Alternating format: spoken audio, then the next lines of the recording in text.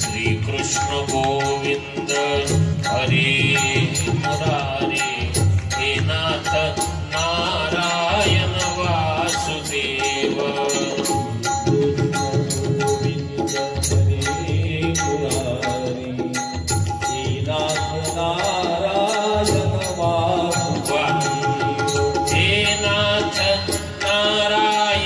वासुदेव, हे नाथ नारायण वासुदेव, हे नाथ नारायण वासुदेव। वाह भीमराव महाराज,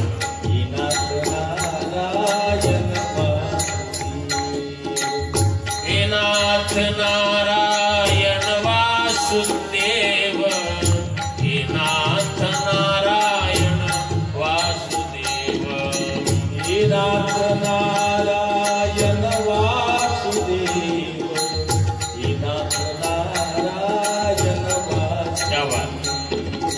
श्री कृष्ण गोविंद हरे मुरारी, हे नाथ नारायण वासुदेव, गोविंद हरे मुरारी, हे नाथ नारायण वासुदेव। श्री कृष्ण गोविंद हरे मुरारी, हे नाथ नारायण वासुदेव, श्री कृष्ण गोविंद हरे मुरारी, हे नाथ नारायण वासुदेव, हे नाथ नारायण वासुदेव, हे नाथ नारायण वासुदेव, हे नाथ नारायण वासुदेव, हे नाथ नारायण वासुदेव, हे नाथ नारायण वासुदेव, हे नाथ नारायण वासुदेव, हे नाथ नारायण वासुदेव, हे नाथ नारायण वासुदेव। श्री कृष्ण गोविंद हरे मुरारी, हे नाथ नारायण वासुदेव, श्री कृष्ण गोविंद हरे मुरारी, हे नाथ नारायण वासुदेव, हे नाथ नारायण वासुदेव, हे नाथ नारायण वासुदेव, वासुदेव।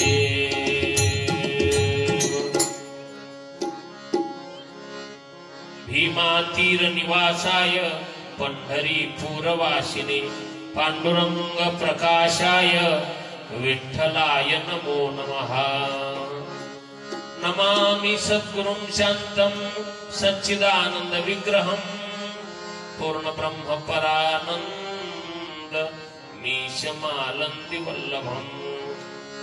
योऽन्तः प्रविश्य मम वाच इमां प्रसुप्तां, सञ्जीवयत्यखिल शक्तिधरस्वधाम्ना। अन्यांश्च हस्तचरण श्रवणत्वगादीन् प्राणान्नमो भगवते पुरुषाय तुभ्यम्। रत्नसानुशरासनं रजताद्रिशृङ्गनिकेतनं, सिञ्जिनीकृतपन्नगेश्वरमच्युतानलसायकम्। क्षिप्रदग्धपूरत्रयं त्रिदशालयैरभिवन्दितं, चन्द्रशेखरमाश्रये मम किं करिष्यति वै यमः। कालकण्ठं कलामूर्तिं कालाग्निं कालनाशनं, नमामि शिरसा देवं किं नो मृत्युः करिष्यति। अतुलितबलधामं स्वर्णशैलाभदेहं, धनुजवनकृशानुज्ञानिनामग्रगण्यं, सकलगुणनिधानं वानराणामधीशं, रघुपतिप्रियभक्तं वातजातं नमामि। सरस्वती नमस्तुभ्यं वरदे कामरूपिणी, कथारम्भं करिष्यामि सिद्धिर्भवतु मे सदा। अखंडमंडलाकारं व्याप्तं येन चराचरं तत्पदं दर्शितं येन तस्मै श्री गुरवे नमः। पुंडलीक वरदा हरि विठ्ठल श्री ज्ञानदेव तुकाराम गोपाल कृष्ण भगवान की जय। ज्ञानेश्वर महाराज की जय। तुकाराम महाराज की जय। समर्थ सद्गुरु गजानन महाराज की आदि शक्ति मुक्ताबाई की जय। सब संतन की जय।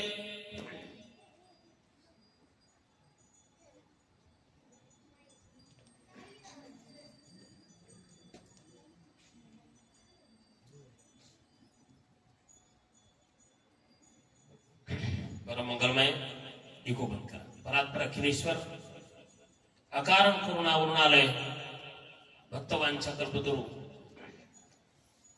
भगवान गोपाल कृष्ण परमात्मा आणि श्रीमद भागवत कथा ज्ञानयज्ञ सोहळा तथा अखंड हरिनाम सप्ताह संकीर्तन सोहळा असा हा बंद केला तरी चालतो, गाताना देत जा फक्त। अतिशय गोड असा आपला वार्षिक कार्यक्रम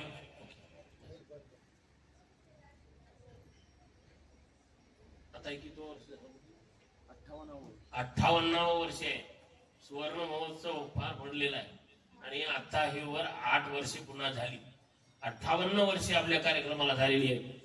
अतिशय गोड असा हा कार्यक्रम सगळे महाराष्ट्रातील थोर मंडळी कार्यक्रमाला हजेरी लावून गेलेली आहे। थोर कीर्तनकार या ठिकाणी येऊन गेलेले आहेत। या वर्षी सुद्धा अशाच भव्य दिव्य सोहळ्याचं आयोजन आहे आणि गोड अशी कीर्तनकार कथा आपल्याला या वेळेला श्रवणाला याचा लाभ घेता येणार आहे। श्रीमद भागवत कथा आहे।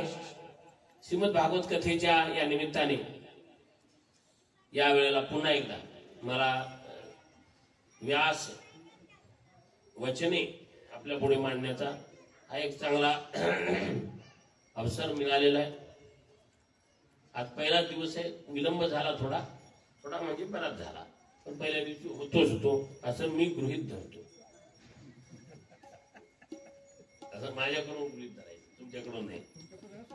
हा, तर यापूर्वीही आपण एकदा श्रीमद भागवत कथा केलेली आहे, एकदा झालेली आहे आणि पुन्हा म्हटलं असा त्यावेळेला पहिलं श्रोत्यांचा तेवढा प्रतिसाद नसायचा। आता चांगला आहे असं मी समजतो आणि उद्यापासून ते लक्षात येईल आणि खरंच आहे चांगला प्रतिसाद आहे। हळूहळू जसा जसा काळ गेला फार बदल होत गेले। जरी दरवर्षी मी न चुकता कीर्तनाला येतो पण एका दिवसात फार लक्षात येत नसतं, पण वातावरण सगळं चेंज झालेलं आहे। लोकांची धर्माविषयीची अभिरुची वाढली असं म्हणायला हरकत नाही। अतिशय गोड पद्धतीने कार्यक्रम आपला वर्षानुवर्षे चालू आहे, संपन्न आहे, ही मोठी गोष्ट आहे। 58 वर्षे एखादा कार्यक्रम चालतो ही मोठी गोष्ट असते। तिथले नागरिक, धर्मानुरागी जनता, चांगली माणसं, चांगली मार्गदर्शक मंडळी, कथाकार कीर्तनकार मंडळींचं प्रेम आहेच ते। ज्या लोकांना 25-25 हजार रुपये देऊनही कीर्तनाला जे लोक येत नाहीत किंवा टाळतात बऱ्याच वेळेला, नको बिजी आहे, त्या लोकांना 5,000 येण्याचा आग्रह गुरुजी करतात आणि येतातही बिचारे, काही बोलू शकत नाही। हा, आता इथे जे माणसे पत्रिका पाहिल्यावर कोणाला वाटेल फारच हे खर्च झालाय कार्यक्रमात, पण अगदी यात काय, यात प्रेम आहे, कारण बाकी काही नाही। प्रेमामुळे हे होत, पण प्रेम तेवढ्या लेवलचं पाहिजे।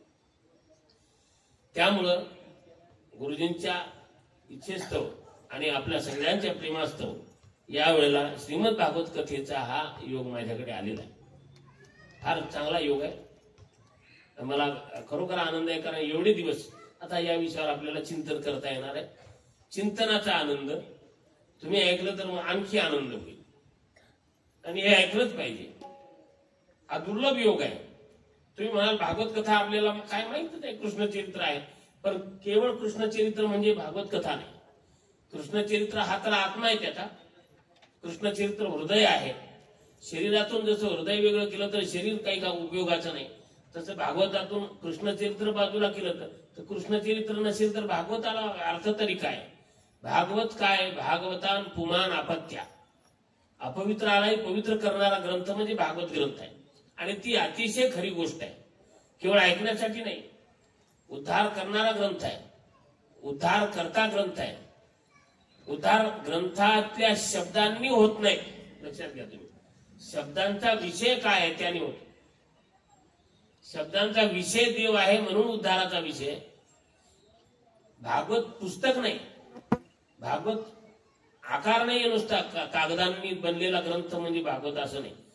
भागवताचं वर्णनच करताना आरतीमध्ये आपण नेहमी ऐकतो ना भागवताची आरती, ज्यात शेवटचं जे कडवं आहे, अपार महिमा ग्रंथाचा, वदवे ना कोणासाचा, प्राणची कीर्तनकारांचा, मेवा कविवर संताचा, असा आहे. जणू बोधाचा, स्वयंप्रभेचा, द्वादश कळीचा, रवी अंतरीचा, तमहर्ता, आरती करू तुझ भगवंता, जय हो जय श्री भागवता. भागवताची आरती फार गोड आहे, अर्थ फार गोड आहे. ग्रंथाचा महिमा अपार आहे, कोणालाही त्याचं वर्णन करता येणार नाही. वदवे ना कोणा, त्या कोणामध्ये सगळे आले, ऋषी मुनी सगळे, कोणालाही त्याचं महत्व, त्याची महती सांगता येणार नाही. काय आहे विषय? तर कीर्तनकारांचं काय संबंध आहे? गुंडा महाराज देगलूरकर जेव्हा त्यांचं वाङ्मय वाचलं, तुम्ही ज्यांनी ऐकलं त्यांना तर माहितच आहे, पण वाङ्मय वाचलं तर लक्षात येईल की भागवताचा किती त्यांचा दांडगा अभ्यास होता. भागवत काय सगळ्या पुराणांचा. कीर्तनकाराला भागवताचा अभ्यास तर नक्कीच पाहिजे, तोही चांगला पाहिजे, गरजेपुरता नको. आता मला ना खूप लोक असतात शिकणारे, ते म्हणतात आपल्याला कथा शिकायची 6 महिन्यात तयार होईल का, 2 महिन्यात होईल का, जमल का? अरे 2 आणि 2.5 आणि 3 6 महिन्यात तयार होणारा विषय नाहीये भागवत. 18,000 श्लोक आहेत, त्यातले आपल्या 4-5 हजार पाठ झाले पाहिजेत असं नाही. प्रत्येक स्कंदातला 1 धरून 12 श्लोक पाठ असं नसतं झालं. ग्रंथ मुळापासून शिकला पाहिजे. वेळ गेला तरी चालेल. मी नेहमी स्लो बट स्टडी, हळूहळू पण सातत्यपूर्वक अभ्यास केला ना तर साध्य होईल. भागवत ग्रंथ असा सहजासहजी, आपल्यालाही वाटतं आपल्याला सगळंच माहिती आहे भागवतातलं, काहीच माहित नाही आपल्याला असं समजा तुम्ही आणि ऐका. मला माहित आहे असं समजून ऐका तर येणारी माहिती तुमच्या उपयोगी पडणार नाही, तुम्ही त्याचं ग्रहणही करणार नाही. पण जर आदरपूर्वक जर तुम्ही ऐकाल आणि मला काहीच माहित नाही, मी रिक्त आहे, घागर रिकामी असेल, नळाखाली ठेवली तर भरणार आहे, पण आधी त्यात काही दुसरं भरून ठेवलं असेल तर घागरीत त्यात पाणी जाईल पण घाण होईल सगळी. याकरिता रिक्त होऊन यावं.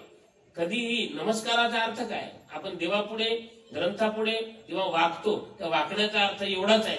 घागर जेव्हा धुतली तर धुतल्यानंतर पाणी टाकायचं, त्याच्या आधी स्वच्छ करावी लागते, पालथी घालावी लागते, आतलं पाणी सगळं खाली झिरपलं पाहिजे. आपण दुधाचं पात्र असो कोणतंही पात्र असो धुवून ते पालथं घालतो, त्याचं कारण पाणी त्यात राहू नये. पाणी जर राहिलं तर दूध खराब होईल त्या पात्रात टाकलं तर. तसं आपण नमस्कार करतो याचा अर्थ हे पालथं घालतो. आपली शरीराची जी घागर आहे यातलं अहंकाराचं पाणी खाली गेलं पाहिजे, म्हणजे त्या ज्ञानाचं धारण करता येतं असं त्याचं. या दृष्टीनं ते ऐकलं. मनोरंजन म्हणून तर कधीच ऐकू नका. आणि थोडं भजनाकडे लक्ष द्या, भजन प्रेमी व्हा. कथेतलं काही बाकीचं नाही कळलं तरी चालेल, पण जेव्हा जेव्हा भजनाची धून येते, कीर्तनात जेव्हा भजन होतं, वेळ चुकू नये माणसाने, संधी चुकू नये. भजन तर काय आहे ना महाराज, भजनासाठीच तर आपण इथे आहोत. आणि भजनाचा महिमा फार मोठा आहे. जगात जेवढी मोठी मोठी महात्मे आहेत त्यांचं नाव त्यांच्या दुसऱ्या कुठल्याच गोष्टीमुळे नाहीये. त्यांचं नाव आहे ते देवाच्या नावामुळे. असे आता उदाहरण अनेक आहेत. आमच्या संतांची काही कमी उदाहरण आहेत. ज्ञानेश्वर महाराज, नामदेव महाराज, तुकाराम महाराज आणि सेना नावी सगळे संत, नामाचा आश्रय ज्याने केला त्याला काहीच कठीण नाही. गौरांग चैतन्याचा एक गोड श्लोक आहे ज्यामध्ये मला फार आवडतो. त्याचं वर्णन करताना की चेतो दर्पण मार्जनम भव महा दावाग्नि निर्वापनम श्रेय कैरव चंद्रिका वितरणम विद्यावधू जीवनम आनंदांबुधिवर्धनम प्रतिपदम पूर्णामृतास्वादनम सर्वात्मस्नपनम परम विजयते श्रीकृष्ण संकीर्तनम. गौरांग चैतन्यांच्या शिक्षाष्टकामधला पहिला श्लोक आहे. ऐका काळजीपूर्वक. जास्त जड मी नाही सांगणार, बोर नाही करणार. श्लोक आहे, शास्त्र आहे तर सांगलं पाहिजे. चेतो दर्पण मार्ग. काय आहे देवाचं नाव? दर्पण म्हणजे आरसा. चित्तरूपी आरशाला मार्जनम स्वच्छ करणारा काय नाम आहे. चेतो दर्पण मार्जनम, चित्तरूपी आरशाला स्वच्छ करणारं साधन नाम आहे. भवमहा दावाग्नी निर्वापणम, जो भवाचा दावाग्नी आहे, भवानल आहे, त्या दावानला शांत करणारं नाम हे पाण्यासारखं आहे. बर. श्रेय कैरव चंद्रिका वितरणम, विद्यारूपी जी वधू आहे त्या विद्या वधूचं जीवन म्हणजे भगवंताचं नाव आहे. विद्या ही वधू आहे, कोणतेही ज्ञान वधू आहेत, आणि त्या वधूचा प्राण वल्लभ म्हणजे देवाचं नाव. म्हणून असं म्हणतात की नाम घेतलं तर सगळ्या विद्या हळूहळू सगळ्यात आत्मसात होऊन जातील. पण मुळात नुसत्या विद्या प्राप्तीचा उद्देश घेऊन नाही जपायचं नाम. जपलं तरी चालतं, पण तसं उद्देश न ठेवता जपले तर न कळे ते कळो येईल उगले, नामे या विठ्ठले एकाची या. तुकाराम महाराजांचा अनुभव आहे. जे कशाने कळत नाही ते एका विठ्ठलाच्या नावाने कळतं. बस. एकेन विज्ञातम सर्वम विज्ञातम सात असं म्हणतात. एक जाणलं म्हणजे सगळं जाणलं. याचा अर्थ काय होतो? एक जाणणे म्हणजे सगळं जाणणं म्हणजे नेमकं काय हे फार गरजेचं आहे समजणं. हे समजलं त्याला अधिष्ठान दृष्टी आली असं म्हणतात. कसं अधिष्ठान दृष्टी? तुम्ही शांत आहे का? जे कळलं नाही तिथे विठ्ठल विठ्ठल म्हणायचं, पुढे जायचं. फार पुढे आहे. सोपं सांगण्याचा प्रयत्न करणार आहे. पण प्रस्तावना आहे भागवताची तर थोडी जडच असते. कारण मुळात सुरुवात ज्या श्लोकाने झालेली ते श्लोक अवजड आहेत. मोठ्या मोठ्या पंडितांना अर्थ लावायला जड जातात. आपल्याला ऐकायला जड जाणं काही कठीण नाही. अधिष्ठान दृष्टी आली असं म्हणायचं म्हणजे एक कळालं तर सगळं कळालं. कबीरांचं वचन आहे, एके साधे सब सधे, सब साधे सब जाय. शब्द बघा तुम्ही. एके साधे सब सधे, सब साधे सब जाय, रही मन मूल ही सिंची वो, फुले फले अगाय. एकाला साधलं बर का, मी इकडे एकाला साधलं तर सगळं साधलं, आणि सगळं साधायला गेला तर सगळं जात. म्हणून काय करा तर झाडाच्या मुळाला पाणी टाका, फुले फले अगाय. वर झाडावर शॉवर लावलं वरून कारंजे तर काही उपयोग झाडाला तेवढा होणार नाही. पण मुळालाच पाणी घातलं तर मग सगळा वृक्ष हिरवा राहणार आहे. तस हा मुळाकडे लक्ष द्यावं, अधिष्ठानाकडे लक्ष द्यावं. एक जाणणं म्हणजे सर्व जाणणं याचा अर्थ काय? जसं सोपं आहे. स्त्रियांच्या कानामध्ये अनेक आता अलंकार असतात, वेगवेगळी नाव आहेत त्यांना. वेल करायचा, कानात वेल पाहिजे, कुडके पाहिजेत, कुंडल पाहिजेत. हे सगळं जे आहे ही नावं जरी वेगळी आहेत पण त्यात मध्ये समाविष्ट असणारा अनुसूत असणारा एक धातू, हे वेल वगैरे सगळं नाव आहेत. ते आकार आहेत पण मुळात काय आहे? सगळं सोनच आहे. सोनच आहे हे समजलं पाहिजे. सोनं आहे या दृष्टीनं पाहायचं. सोनाला करत तुम्ही घेऊन जाल आणि हे वेल घ्या, तो वेल म्हणून थोडंच पाहणार आहे. सोनं आहे एवढंच पाहणार. ही दृष्टी त्याला आहे, ती त्याच्याकडे दृष्टी आहे. दुसरं घागर आपण तयार केली, घागरीत पाणी टाकलं, घागर आहे. मग या व्यतिरिक्त मातीचे जेवढे काही पदार्थ आहेत, मातीचे घटाधिक सगळे पदार्थ, त्यात आकार न पाहता, आकार तर ती उपाधी झाली, पण आकार जरी असला त्याला घटाचा घागरीचा तरी त्या सगळ्या किती घागरी असल्या तरी घागरीत जी मूलभूत गोष्ट आहे, याला आपण अभिन्न निमित्तोपादान असं म्हणू शकतो, अशी एकच गोष्ट आहे, ती म्हणजे माती. माती एक आहे. घागरी नाही पाहायच्या, माती आहे का हे लक्षात ठेवायचं. तशी शरीर जरी वेगळी असली तरी सगळ्यांच्या आतमध्ये चैतन्य एक आहे, ही दृष्टी असते. एकाला जाणलं, माती जाणली म्हणजे घागरी सगळ्या कळाल्या, तर चैतन्य समजलं तर सगळं समजलं. बाकी जाण्याचं कारण नाही. आणि ते कशाने समजतं? ते नाम साधनेने समजतं, नामाने कळतं. म्हणून नामाचा आश्रय करावा, देवाच्या नामाचा आश्रय. कथेचा वगैरे उद्देश तोच आहे. भजन करावं, खूप भजन. वेळ मिळेल तेव्हा नामस्मरण करावं. आपली कामं सोडून द्यावी असा त्याचा अर्थ नाही. पण किती गोड आहे, तुम्ही परिस्थितीचा विचार नाही.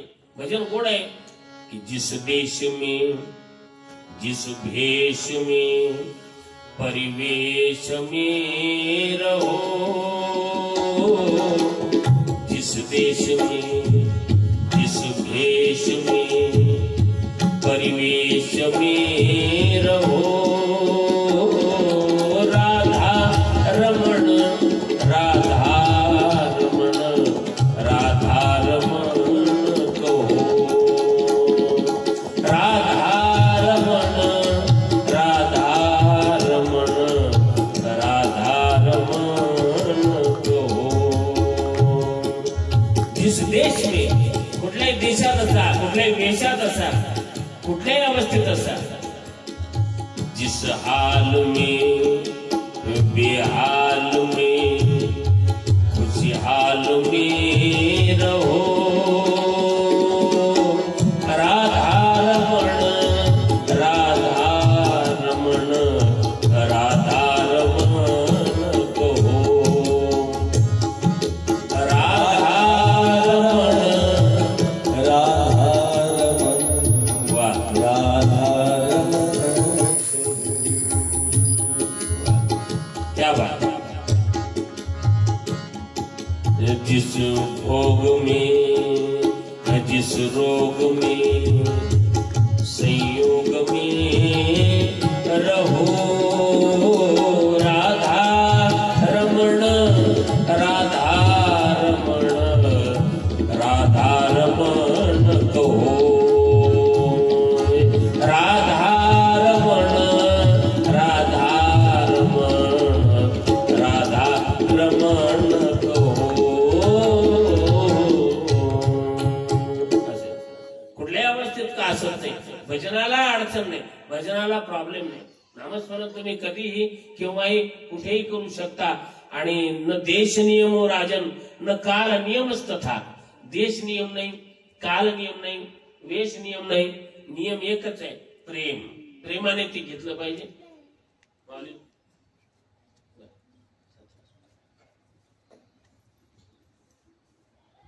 असं आहे. भजन करत जावा, भजनाचा कंटाळा नाही करायचा. श्रीमद भागवत कथेचा उद्देश तोच आहे. देवाचं नाम हे विद्यारूपी वधूचं जीवन आहे, हे मी सांगतो. विद्यावधू जीवन फार सुंदर शब्द आहेत पुढचे. आनंदांबुधी वर्धनम. अंबुधी म्हणजे समुद्र, आनंद अंबुधी म्हणजे आनंदाचा समुद्र, आणि वर्धनम म्हणजे वाढविणारा. नाम चंद्र आहे आणि आनंदाचा समुद्र आहे. समुद्राला भरती कशाने येणार? चंद्रामुळे येणार. तर नामारूपी चंद्र जेव्हा आपण त्याला दाखवू तेव्हा आनंदाचा समुद्र, लाटा उसळती प्रेमाच्या, पूर आला आनंदाचा, आनंदाचा पूर येतो.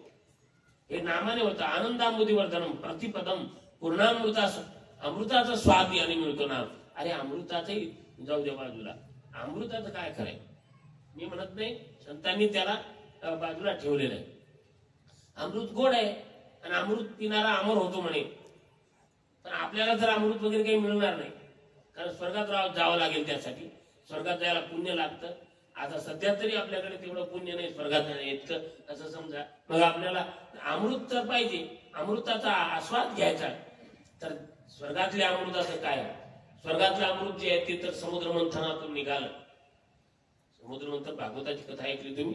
समुद्र मंथन झालं भागवताच्या पुढे 8व्या स्कंदामध्ये आपल्याला त्याची कथा ऐकायला मिळते. समुद्र मंथन झालं, त्यातून 14 रत्ने निघाली, त्यातून अमृत निघालं. भगवान धन्वंतरी अमृताचा कळस घेऊन बाहेर आले आणि त्या अमृतासाठी देवता दानव युद्ध करतात आणि त्या युद्धामध्ये फसवतात देव राक्षसांना, त्यात तो राहू मरून जातो, स्वर भानू म्हणतात त्याला, वगैरे वगैरे या कथा आहेत.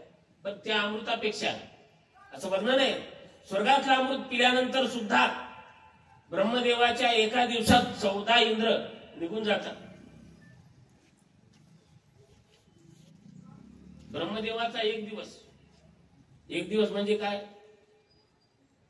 ब्रह्मदेवाच्या एका दिवसासाठी किती कालावधी जावा लागतो? गणना अशी आहे, मनुष्य जो आहे, तुमच्या आमची जी पृथ्वीवरची कालगणना आहे 365 दिवसाचा आपलं 1 वर्ष होत आहे. 1 वर्ष तर तो ब्रह्मदेवाचा 1 दिवस आहे, अर्धा दिवस म्हणायचं त्याला.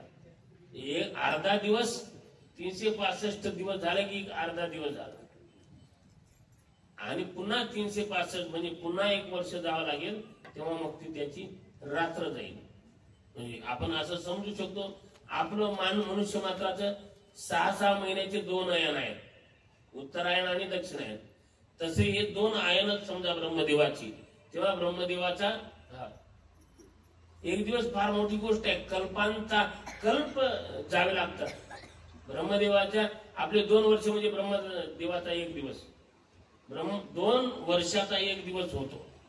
असे देहाचे पुरंदर ब्रह्मदेवाच्या एका दिवसात 14 इंद्र जातात. आता कालगणना वेगळी पडते, हे मोजण्याचं परिमाण वेगळं आहे. पुढे 3ऱ्या स्कंदात त्याचं आणखी बारीक विश्लेषण येईल. टाइम कसा मोजायचा, हे GMT LMT हे नाही, ही पद्धत नाही, ही इंग्रजी पद्धत झाली. भारतीय पद्धत वेगळी आहे, पुराणाची पद्धत वेगळी आहे. अगदी लघु, निमेष, लव, काष्ठा इथून मोजावं लागतं, तेव्हा त्याचं गणित कळतं. लघु, निमेष, काष्ठा, लव, पुन्हा लवार्ध, क्षण आणि क्षणार्ध सुद्धा आपण वापरतो की नाही. क्षणार्धात केला, डोळ्याचं पातळ लवतं ना लवतं तोच ऐकलं की हे सगळं आपण म्हणजे टाइम असा मोजावा लागतो. एवढं ऍक्युरेट गणित इंग्रजाला नाही कळत. आपल्या काय AM PM असं आहे, ते AM PM काय पद्धत नाही. आपले लोक असं धरून बसलेत की 12 नंतर दिवस बदलतो, रात्री बदलत नाही, दिवस बदलत नाही, इंग्रजी वेळेनुसार बदलतो, वारही बदलत नाही. वार एकच असतो उदयापासून उदयापर्यंत. जाऊ दे, इकडं आणखी वेळ लागेल. मला सांगायचं, ब्रह्मदेव देहाचे पुरंदर ब्रह्मदेवाच्या एका दिवसामध्ये 14 इंद्र निघून जातात. मग दिवस ब्रह्मदेवाचा त्या पद्धतीने मोजावा लागतो सत्य लोकांच्या नियमानुसार. 14 इंद्र मरून गेले, आणि काय तर म्हणे इंद्र रोज अमृत पितो. अमृत पिऊन जर असा अमर झाला असता तर मग इंद्र का मरतो? इंद्राचा मृत्यू का? त्याचा काय अर्थ आहे? त्याचा अर्थ आहे की ते अमृत जे आहे ते नुसतं नावाचंच अमृत आहे. ज्ञानेश्वर महाराजांची भाषा फार गोड आहे. माऊली बोलतात की कसं आहे अमृत, जे काळकुटाचे सहोदर मृत्यू भेळे प्याले अमर, तरी देहाचे पुरंदर 14 जाती अशा पद्धतीने निघून जातात. 14 इंद्र बोलून जातात.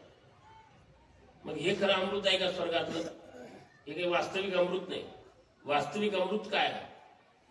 गोपिका म्हणतात की देवा तव कथामृतम तप्त जीवनम कविभिरीडितम कल्मषापहम श्रवण मंगलम श्रीमदाततम भुवि पुनन्ति ते भूरिदा जना जयति तेतिकं जन्मना प्रजः श्रयत इंदिरा शश्वतत्रयी.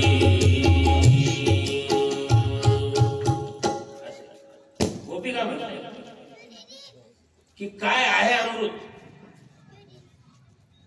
कथामृत हे खरं अमृत आहे. कथामृतम तप्त जीवनम, देवा तुझं कथामृत हे जे कथारूपी अमृत आहे ते तापलेल्या जीवांना, त्रिविध तापाने तापलेल्या जीवांना अमृत हे शीतलता देणार आहे. कवी भीरिडितम कल्मषापहम श्रवण मंगलम ऐकल्यानंतर कान धन्य होतात. श्रीमदाततम, चांगलं ऐकायला मिळणं, देवाचं नाव ऐकायला मिळणं, याचा अर्थ कानाच्या भाग्याचा उदय झाला. ज्ञानेश्वर महाराजांच्या बाबतीत ज्ञानेश्वरीमध्ये ओवी गोड फार ओवी आहे की आजी श्रवणेंद्रिया पाहाले. फार सुंदर शब्द आहे. जे येणे गीता निधान देखील, ते म्हणतात कानाचं भाग्य की कानाला गीता निधान पाहायला मिळालं. आता तुम्ही गमत बघा, याला विरोधाभास अलंकार म्हणतात व्याकरणामध्ये. कानाचं काम आहे का पाहणं? कान पाहत नसतात, पण माऊलीने शब्द वापरलाय श्रवणेंद्रिया पाहले. पण पाहणंच आहे एका दृष्टीनं पाहिलं. ऐकणं हे कानाचं पाहणं. स्पर्श त्वचेला जाणवतो, हे काय हे त्वचेचं पाहणंच म्हणावं लागेल. सुगंध घेतला, नाकाचं पाहणं म्हणावं लागेल. आंधळ्याला डोळे नसतात, पण आंधळा कानाने पाहत असतो सगळं, असा त्याचा अर्थ आहे. दुसरी ओवी आहे, ती पण फार गोड आहे. माऊली म्हणतात की काय हे दैव म्हणावं, कैसी आगणिक दैवाची शब्द आहेत माऊलीचे. हो का जपतपे श्रोतयाची फळा आली. गीता ऐकायला मिळाली तर श्रोत्यांची जपतप उदयाला आली असं म्हणा. भागवतासारखा ग्रंथ आपल्याला ऐकायला मिळतो, कानाचं भाग्य उदयाला आलं असं म्हणा, श्रोत्यांचं भाग्य उदयाला आलं असं समजायचं. एवढं याचं महत्व आहे. आणि हे सगळं आपल्याला कथारूपी अमृत जे आहे त्यातून मिळणार आहे, आनंदता मिळणार आहे, धन्यता मिळणार आहे आणि धन्य होता येतं. याचा अनुभव आहे. तुकाराम महाराजांनी या गोष्टी मोठ्या उच्च रवाने सांगितलेल्या आहेत. तुकाराम महाराज म्हणतात, शुक सनकादिकी उभारी लावा हो, शुक सनकादिकी उभारी लावा हो, शुक सनकादिकी उभारी लावा हो, शुक सनकादिकी उभारी लावा हो, परीक्षितीला हो दिसा साता, परीक्षितीला हो दिसा साता, उठाउठी करी स्मरणाचा धावा, उठाउठी करी स्मरणाचा धावा, उठाउठी करी स्मरणाचा धावा.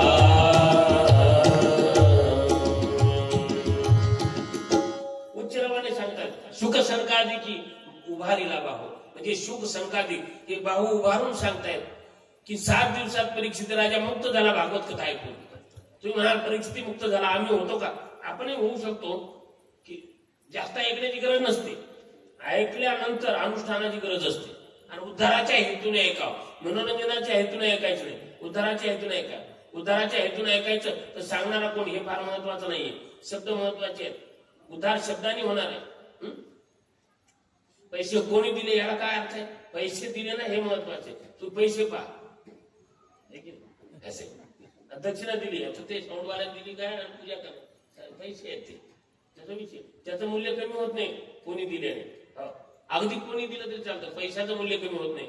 तसं माणसं म्हणतात वक्ता हाच पाहिजे, वक्ता तो, असं मानण्याचं कारण आहे. जो अधिकारी आहे, विरक्त आहे, वैष्णव आहे, ते त्याचा विचार पुढे होईल, त्याच्याकडून ती कथा आली पाहिजे. पाईप लाईन मधून पाणी येतं, आता आतून कशी आपल्याला काय माहिती, पाणी पितो ना आपण ते तसं आहे. आता पाईप लाईन ती हागंदारी पण आलेली असते पिण्याच्या पाण्याची, काय करायचं, पण आतून आहे प्या काय, त्याला काही टेन्शन घेतो आपण नाही. पण वरच्या टाकीत पाणी असतंय, तेच पाणी संडासच्या तिकडेही असतं, शौचालयामध्येही आहे, आतमध्ये आपल्या बाथरूम मध्ये पण आहे. पण संडासातलं पाणी कोणी पित नाही, नळ तिथंच आहे. पण स्थान शुद्धी पाहतो आपण तिथं. भजनाच्या बाबतीत स्थानशुद्धी वगैरे काही पाहायची गरज पडत नाही. नामस्मरणामध्ये काही नियम ते नाही आहेत. नियम एकच आहे, प्रेमाने ऐका. आणि कथा उद्धाराच्या हेतूने ऐका. उद्धार व्हावा माझा या तळमळीने ऐका. या तळमळीने ऐकली तर उद्धार होतो. परीक्षित राजाने उद्धाराच्या हेतूने ती ऐकली, उद्धार झाला.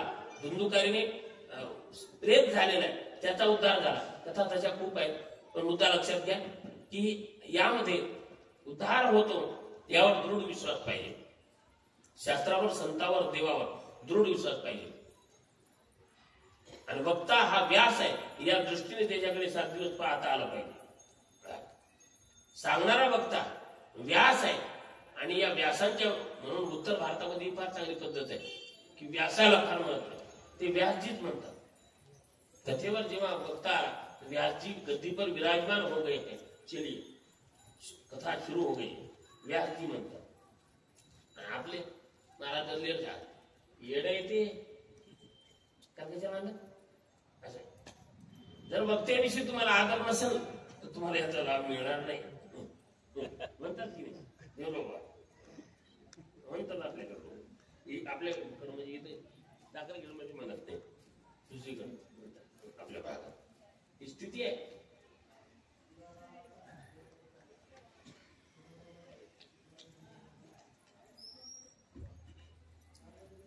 तर या पद्धतीने मनोरंजन म्हणून ऐकायची नाही, उद्धाराच्या हेतूने ऐकायची. भगवान जरूर उद्धार करतात. संकल्प मनात असून उपयोग नाही, तो क्रियान्वित झाला पाहिजे. आता 7 दिवस कथा होणार आहे. कोणी म्हणेल मला ऐकायला वाटतं, हो, पण संकल्प मनातल्या मनात आहे, क्रियान्वित होऊ द्या. इकडे हजर राहा, 7 दिवस हजेरी लावा. आपल्याला आनंद घ्यायचा आहे. वर्षात एकदा येतो आकार, बाकी निसर्गाच्या हातात आहे. जे जे झालं ते आपण काही त्याला करू शकत नाही, पण प्रसन्न राहण्याचा प्रयत्न करावा. प्रसन्न राहायलाच पाहिजे. कथा सगळं विसरायला लावते. आणि तसंही तुम्ही नाराज व्हा, खुश राहा, काही करा, राहायचं इथंच. चेंडूतली हवा चेंडूतच खेळते, तसं आपल्याला राहायचं इथंच. पुढे जाऊ शकत नाही. नाईलाज असो, इलाज असो, काही असो, राहायचं प्रपंचातच. बस एक वाक्य कायम लक्षात ठेवा. डोंगरेजी महाराजांचे शब्द आहेत. ते म्हणतात की संसार को छोड़कर कहां जाओगे, संसार को छोड़कर कहां जाओगे, जहां जाओगे संसार साथ रहेगा. इसलिए संसार को छोड़ना नहीं है, संसार से दूर नहीं भागना, संसार को अंदर से निकालकर बाहर फेंकना है. संसार से बाहर मत जाओ. जो अंदर संसार बैठा है उसे बाहर निकालो. संसार बाहेर कसा जाईल? संसार बाहेर तेव्हा जाईल जेव्हा आत भजन जाईल.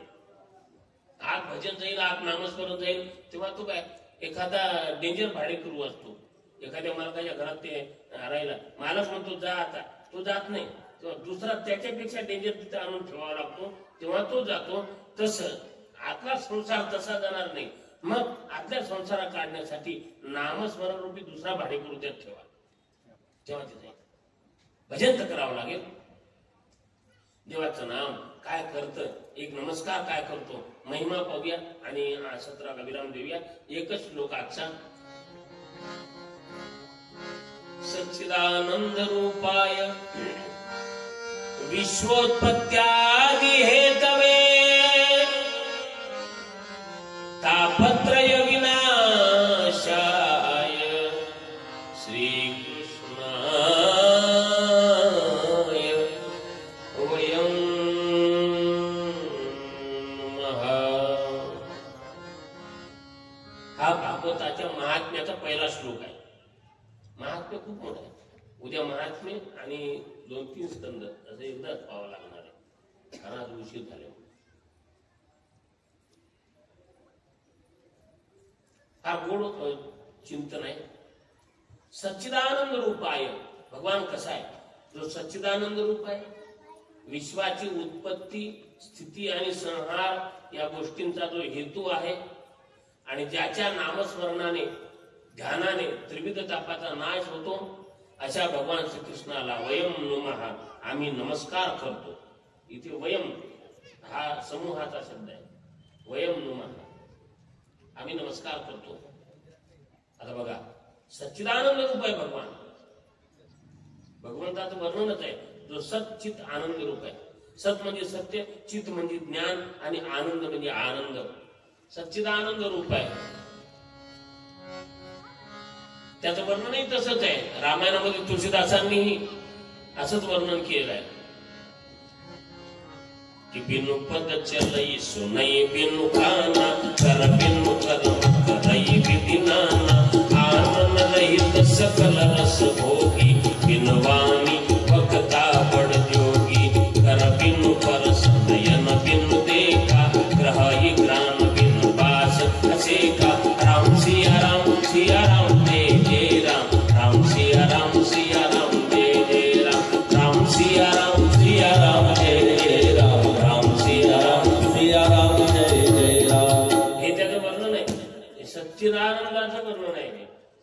चलाई.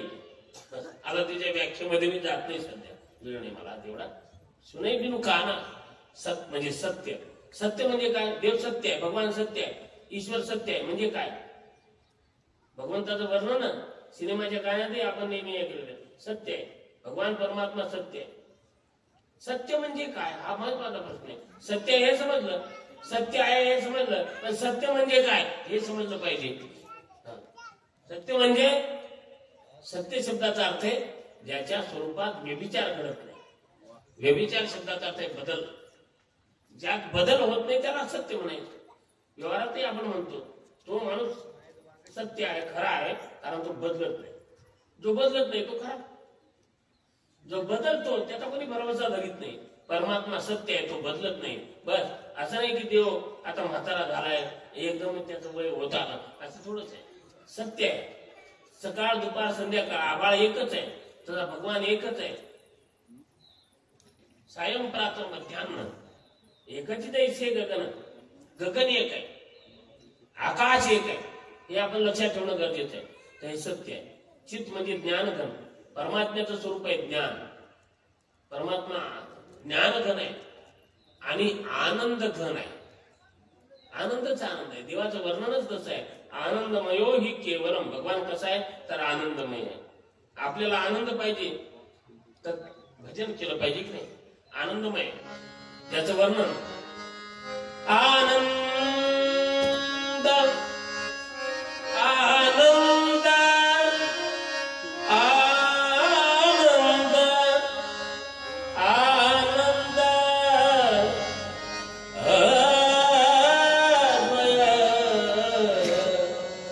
नित्य निरामय.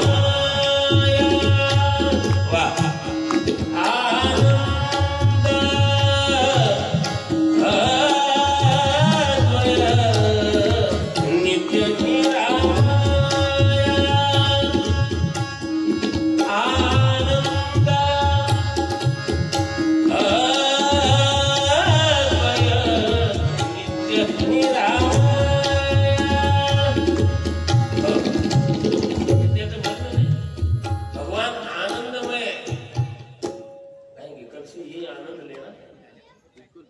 आनंद में आनंद हो, आनंद को आनंद हो, आनंद से आनंद हो, आनंद ही आनंद हो, असं वर्णन आहे त्याचं. आनंदाचं वर्णन तसं आहे. आणि म्हणून सच्चिदानंद रूपाय विश्वोत्पत्ती आदी जगाची उत्पत्ती स्थिती संहार याला हेतू एकच भगवान आहे. एकच एनर्जी आहे, एकच ऊर्जा आहे. उत्पत्ती स्थिती संहार सगळं त्यातच चालतं. काही नाही. उत्पत्ती त्याचा खेळ आहे, संहार त्याचा खेळ आहे. त्याचा खेळ चाललाय, दुसरं काही नाही चाललेलं. जसा समुद्र आहे ना, पाण्याचं बाष्पीभवन होतं, वाफ वर जाते, पाण्याचीच वाफ होते, वाफेचे ढग होतात, पुन्हा पाऊस खाली पडतो, तेच पाणी नदी नाले सगळ्याच्या मार्फत पुन्हा समुद्रात जातं. काय चाललंय? खेळ चाललाय दुसरा, दुसरं काही नाही. बाकी काही नाही. कोणता वापर जास्त आहे? बाकी काहीच नाही, हे लक्षात घ्या. तुकाराम महाराजांनी स्वतः म्हटलेलं आहे, ये सब क्या चल रहा है? फक्त खेळ चालतोय. शरला सागर गंगा ओघी मिळे, आपणाची खेळे आपणाशी, आपणाची खेळे आपणाशी. हा देवाचा सगळा आपल्या बरोबर स्वतः बरोबर. अवला समुद्रात लाटा येतात, काय विकार आहे नुसता लाट म्हणजे, बाकी काही नाही. पाणी महत्वाचं. म्हणून विश्वोत्पत्ती आदी येते आणि त्रिविध तापाचा नाश देवाच्या नामाने होतो. आध्यात्मिक आदी भौतिक आदी दैवी हे तीनही ताप नष्ट करणारा भगवान परमात्म्याचं नाम आहे. अशा भगवान श्रीकृष्णाला आम्ही नमस्कार करतो. वयम नमः. नमस्कार देवाला करावा, नमस्कार गाईला करावा, नमस्कार विद्वान ब्राह्मणाला करावा, नमस्कार संतांना करावा. नमस्काराला योग्य असेल तिथं नमस्कार केलाच पाहिजे. पण देवाला नमस्कार करण्याचं फार मोठं फळ आहे. नमस्काराचं काय फळ आहे? पण नमस्कार म्हणजे काय हेही समजणं महत्वाचं आहे. फार सुंदर शब्द आहे नम. नमः. नम शब्दाचा अर्थ आहे न मम, म्हणजे नमस्कार. न मम, माझं काहीच नाही, तुझंच आहे, असं म्हणून आपण जी एक नमस्काराची जी भावना आहे त्याच्या मागे हे सगळं वर्म आहे की न मम, माझं काही नाही, तुझंच आहे. हा नमस्कार खरा आहे. या व्यतिरिक्त अहंकाररहित होण्यासाठी नमस्कार करावा. बघा, देवाला नमस्कार करण्याचा सगळ्यात मोठा लाभ सांगताना महाभारतात एक गोड श्लोक आहे. श्लोक असा आहे की एकोपि कृष्णस्य कृत प्रणाम दशाश्वमेधाव भृथेन तुल्य दशाश्वमेधीं पुनरेति जन्म कृष्ण प्रणामी न पुनर्भवाय. बस एवढं सांगतो, मी थांबतो आता. याचा अर्थ आहे एकोपी कृष्णाला एक जरी नमस्कार केला तर दशाश्वमेधाव भृथेन तुल्य 10 अश्वमेध यज्ञ अवभृत स्नानासहित केल्याचं फळ कृष्णाला एका नमस्कार केल्याचं तेवढं फळ आहे. आपण एक गोष्ट लक्षात घ्या पुढे की 10 कोणी म्हणेल मग 10 अश्वमेधाचं फळ जर एका नमस्काराने मिळतं तर मी 10 अश्वमेध करतो. लक्षात घ्या, 10 अश्वमेध करणाऱ्याला पुनर्जन्म घ्यावा लागतो, पण कृष्णाला प्रणाम करणाऱ्याला पुनर्जन्म घ्यावा लागत नाही. याकरता कृष्णाला नमस्कार केला. दशाश्वमेधीं पुनरेति जन्म कृष्ण प्रणामी न पुनर्भवाय. तो पुन्हा येत नाही, याकरता देवाला नमस्कार करावा. आणि भगवान श्रीकृष्णाला नमस्कार करताना पुराणकार व्यास महर्षी वयम नमः म्हणून नमस्कार करतायत. गोड असा ग्रंथ नमस्कार आपण केलेला आहे. आजचं मंगलाचरण केलेलं आहे. मंगलाचरण, मंगलाचं स्मरण म्हणजे मंगलाचरण. मंगलाचं स्मरण आपण केलेलं आहे. आपल्याकडे सोप्या भाषेत मंगलाचरण सकळ मंगळ विधी सकळ मंगळ विधी विठ्ठलाचे नाम आधी श्री विठ्ठलाचे नाम आधी श्री विठ्ठलाचे नाम आधी श्री विठ्ठलाचे नाम आधी श्री विठ्ठलाचे नाम आधी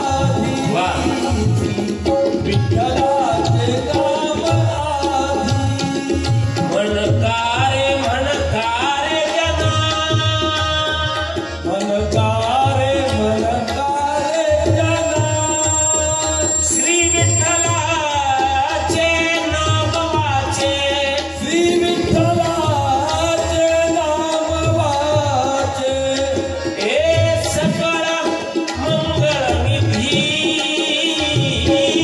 सकळ मंगळ निधी श्री विठ्ठलाचे नाम आधी श्री विठ्ठलाचे नाम आधी श्री विठ्ठलाचे नाम आधी.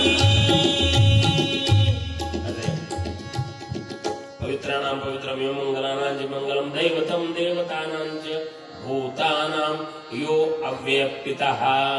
असं ज्याचं वर्णन आहे त्या भगवान परमात्म्याला नमस्कार. आणि आजच्या सत्राला विराम. चला, आरतीसाठी सगळ्यांनी उभं राहायचंय. आरतीची ताटं आणलेली असतील तर लावा. चला, या जो आरती त्याने या समोर पुढे या. सगळे आरतीवाले पुढे या. आरतीवाले सगळे बाकीचे